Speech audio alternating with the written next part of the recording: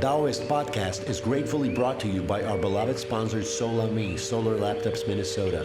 May our future be brightly lit.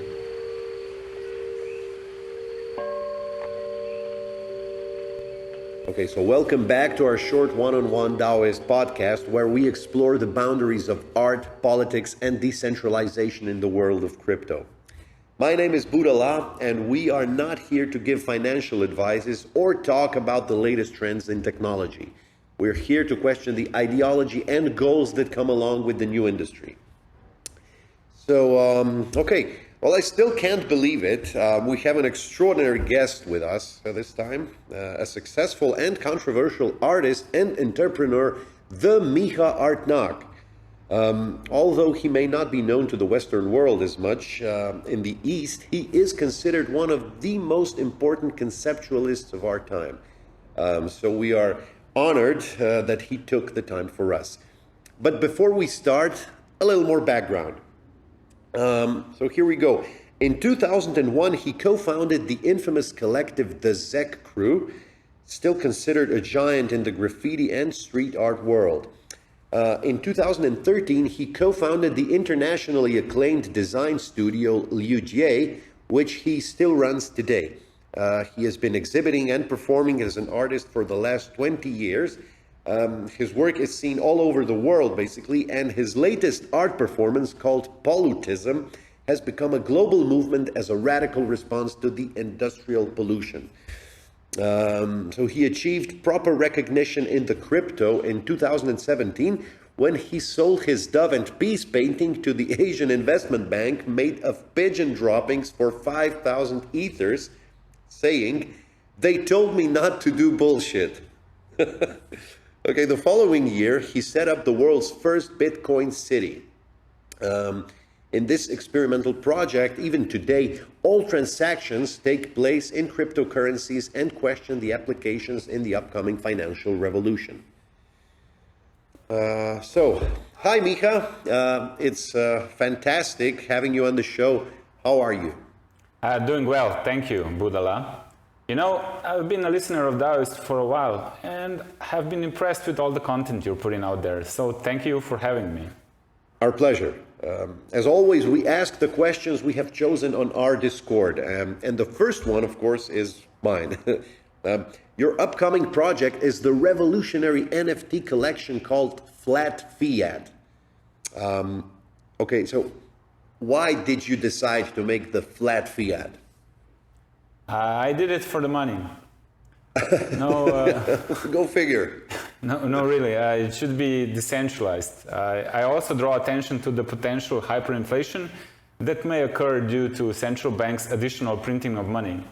The project's about reducing the production of money by removing the coins from circulation and putting them on chain. This also changes the currency base into crypto. So this process is called dollarization. But in this case, we could call it etherization, if I'm correct.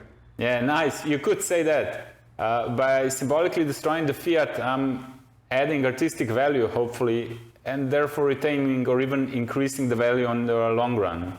Well, don't mind me asking, how did you make the coins? I carried them on the tracks to be run over by a train. So they are actually all really flattened. Yeah. I also lost a couple of them. It's vital for the concept that they're run over by a train. I remember that we did this as kids, and I also like the graffiti connection to the trains because of my writer's background. And since I'm from Europe, I started the project with €1 coins. At first, I just wanted to take them out of circulation, but then I remembered that the coins would only be from my country, so I collected from different countries for quite a while. And the diversity is also essential for the NFT collectors. Well, do you mind showing one? Yeah, sure. Hope you can see it like this. This is the flattened one. Okay, yeah, I see. What about the rare coins with numismatic value, so to speak? Did you flatten those too? It is possible that I destroyed some rare coin with numismatic value, but what can you do?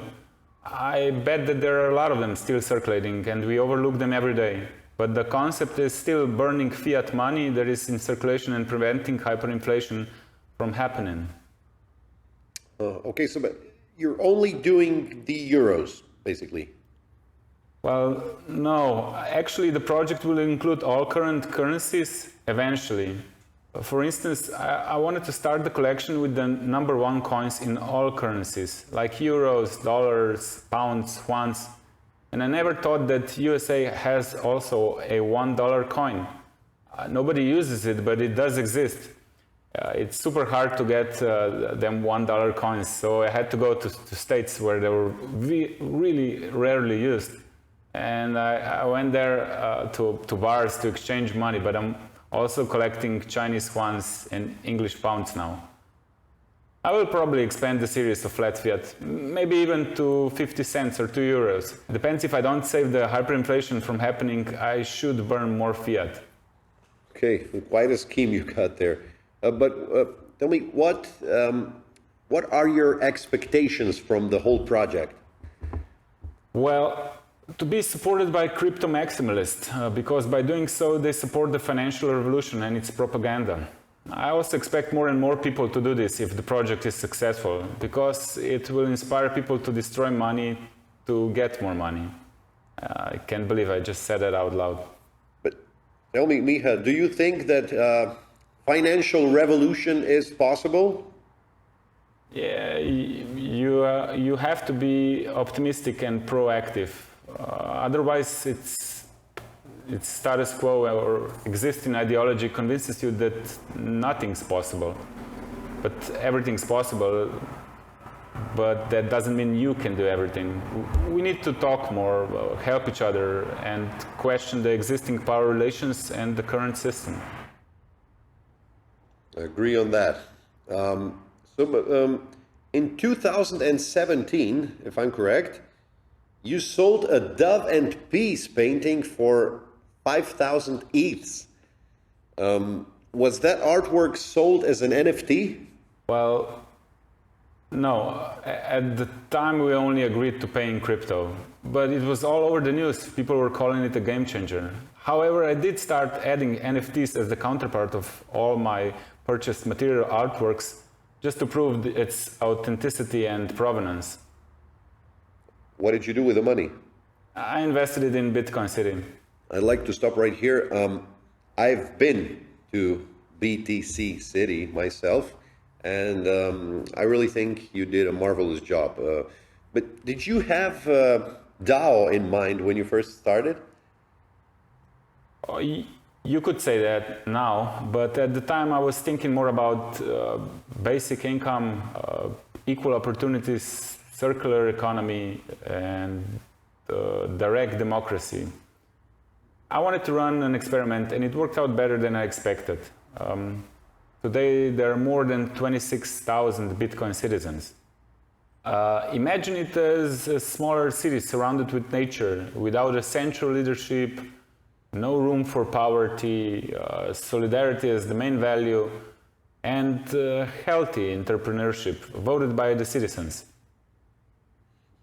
Very noble. I hope that this doesn't go unheard by the ones above.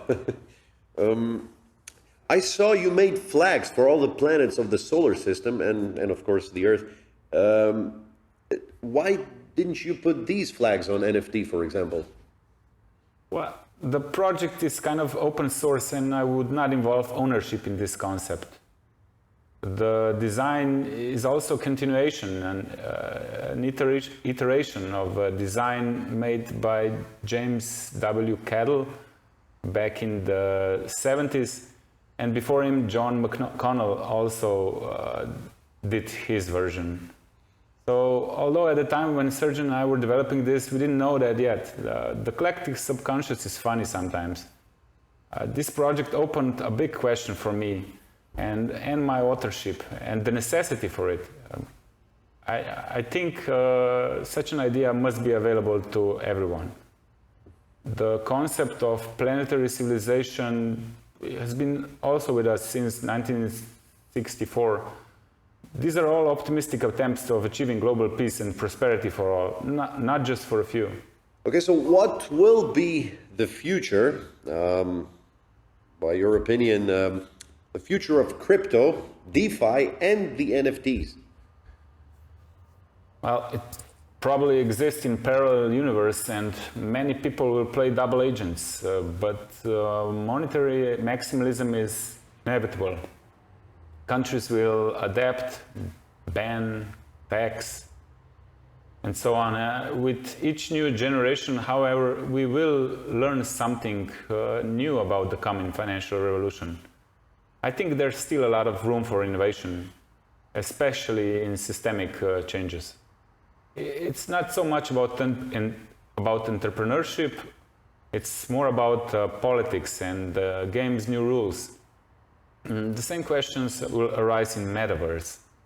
And how about yourself? Can we expect any exhibitions from you soon? Hopefully very soon. I will be exhibiting Flat Fiat, but the Material Con collection to enhance the value of the NFTs. But I've been preparing an art project for almost 4 years. I was in discussions with Tate Modern, but it might happen that my concept will prevent me from doing the exhibition there. So I have to think about new gallery spaces. I get a lot of calls from China, Russia, and Japan to exhibit there. The exhibition, however, will question and illustrate many of the new concepts that the crypto world has brought and revived. Okay, and maybe some hints about your next step as the Miha Artnak? Well, in Bitcoin City, we talk the most about preventing climate change. So we focus most of our attention and investment on solutions that will help us stop it. I also got a response from the United Nations that they're seriously considering the flag to become the official flag of the world. Well, I'm glad to hear that. I would close it right here, Miha. I want to thank you for being with us today. This was awesome. Thanks for having me here and getting this content out. I think you're helping to shape the next generation of thinkers, so thanks for doing that. We appreciate it. We're bringing different takes on crypto, exposing artists and thinkers that contribute to our community. Thank you, Miha. So, until next time, if you do not change direction, you just may end up where you're heading.